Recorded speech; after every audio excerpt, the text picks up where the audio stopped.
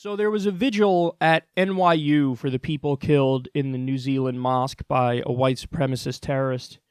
And Chelsea Clinton went to this, and she was basically verbally berated by some lefties, some people who are supporters of Ilhan Omar and of Bernie Sanders. I know that because she's basically wearing a Bernie shirt here. Now, this blew up on Twitter. I saw a bunch of people who were going in on Chelsea, and then I also saw a bunch of people defending Chelsea. This was like the scandal of 2 or 3 days ago. I want you to check out the video here, and then we'll come back and talk about it. After all that you have done and all the Islamophobia that you have sowed. I'm so sorry. Well, certainly it was never my intention. I do believe words matter. I believe we have to show They do matter. And this right here is the result of a massacre stoked by people like you and the words that you put out into the world. And I want you to know that, and I want you to feel that deep inside. 49 people died because of the rhetoric that you put out there. I'm so sorry. I don't think... What does "I'm sorry you feel that way" mean? What does that mean? Okay, now I think there's a longer version out there, but that's the only one that I could find. In other parts of it, she goes after Chelsea and basically says, like, the main point in contention is Ilhan Omar. And she basically argues, like, what you did to Ilhan was wrong. You threw her under the bus, and you were a prick to her, and you smeared her by saying she was an anti-Semite when she's not an anti-Semite. She was talking about money in politics and how money in politics is a problem, and it's not like AIPAC is exempt from that. AIPAC controls politicians through lobbying. And the fact that it was like almost a targeted campaign against Ilhan that was sparked by one person, Batya Ungar Sargon, or whatever her name is, and Chelsea, this woman and then all the people who were around her were really pissed about what she did to Ilhan. So basically their argument is, here we are at a vigil for dead Muslims who were killed in cold blood by white supremacist terrorists, and they didn't like that they saw somebody who was just throwing a Muslim American woman under the bus. And so they got angry about that. Now here's my take on it. My take on it is this. That's one criticism of Chelsea, and it's a criticism that I agree with if you say she threw Ilhan under the bus and that was total bullshit. Totally agree with you on that. And I'll argue that until I'm blue in the face. I'm not backing down from that for a second. However, and this is the point other people were making, and they're totally right. You can't say that she's responsible for a fucking murder, a terrorist attack. I mean, that's insane.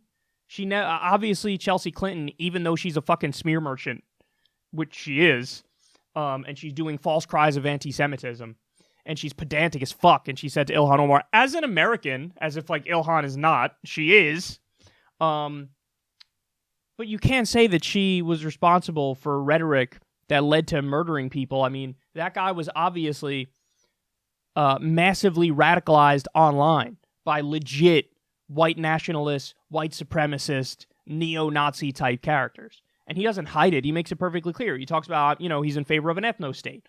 Chelsea Clinton is not in favor of an ethno-state. And she never said anything that could be misconstrued as being in favor of an ethno-state. Okay, so you want to talk about, that is reaching. That is a giant, giant stretch. Now, I know people on Twitter, at least I saw on my timeline, people were struggling with this because they're like, they dislike Chelsea Clinton so much that it almost feels like, I'm just happy that she's getting yelled at by somebody for something.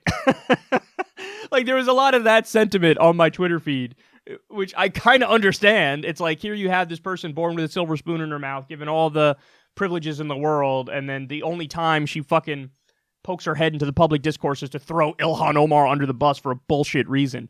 So it's the same kind of school of thought of like Donald Trump Jr., like he's such a fucking fail son, but now he's a public figure and he's in all these political conversations. Meghan McCain, who inexplicably has a job on fucking The View and gives her shitty opinions all day long and buttresses her points by saying, I'm John McCain's daughter. And Chelsea Clinton, who again is a failed daughter of fucking a massively powerful political dynasty. And it's like there's no grappling with the fact that they're massively rich and powerful and privileged and they were just part of the Lucky Sperm Club, that they're just obnoxious. Like their presence just like, go away. Having said that, though, I mean, her intention is perfectly lovely and benign here. I think she actually feels horrible about what happened. And obviously she doesn't want people to be fucking murdered by white supremacist terrorists. And she's against that, and she wants to pay her respects. And so in this setting, for people to get, up in Chelsea's face and yell at her about this stuff, it's a bad look.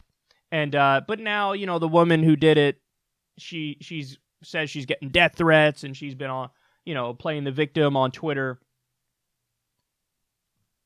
Whatever, man. I mean, I don't like Chelsea Clinton. I despise Chelsea Clinton. She did throw Ilhan under the bus, and I fucking hate that shit. And she should be confronted on that issue specifically. But time and a place for it. You don't do it at a fucking vigil for people who were killed by white supremacist terrorists, and you don't try to act like Chelsea Clinton's responsible for white supremacist terrorism, because that's beyond ridiculous. And anybody who can acknowledge that, I mean, come on. Really? What are you doing?